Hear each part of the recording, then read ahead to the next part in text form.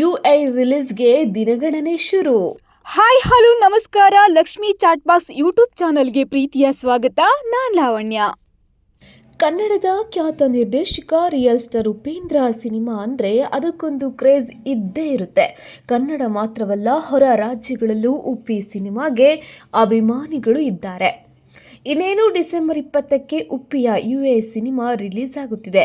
ಕೇವಲ ಕನ್ನಡ ಮಾತ್ರವಲ್ಲ, ಪಂಚ ಭಾಷೆಗಳಲ್ಲಿ ಉಪ್ಪಿ ಸಿನಿಮಾ ರಿಲೀಸ್ ಆಗುತ್ತಿದೆ. ಉಪ್ಪಿ ಸಿನಿಮಾಗಾಗಿ ಈಗಾಗಲೇ ಅಭಿಮಾನಿಗಳು ಕಾತುರದಿಂದ ಕಾಯುತ್ತಿದ್ದಾರೆ. ಉಪ್ಪಿ ಸಿನಿಮಾ ಅಂದ್ರೇ ಹಾಗೆ ಒಂದು ಡಿಫ್ರೆಂಟ್ ಕಂಟೆಂಟನ್ನು ಹೊಂದಿರುತ್ತೆ. ಜೊತೆಗೆ ಏನಾದರೂ ಸ್ಪೆಷಲ್ ಇರಲೇಬೇಕು. ಅದೇ ರೀತಿ ಯುಎ ಸಿನಿಮಾ ಒಂದು ರೀತಿ ಆಧುನಿಕತೆಗೆ ಹೊಂದಿಕೊಂಡಂತೆ ಇದೆ. ಮುಂದಿನ ಪೀಳಿಗೆ ಯಾವ ರೀತಿ ಇರಬಹುದು ಎಂಬ ಕಾಲ್ಪನಿಕ ಸಂದೇಶ ಈ ಸಿನಿಮಾದಲ್ಲಿ ಇದೆ. ಟ್ರೈಲರ್ ನೋಡುತ್ತಿದ್ರೆ ಒಂದು ರೀತಿ ಅಮೇಝಿಂಗ್ ಅನಿಸುತ್ತೆ.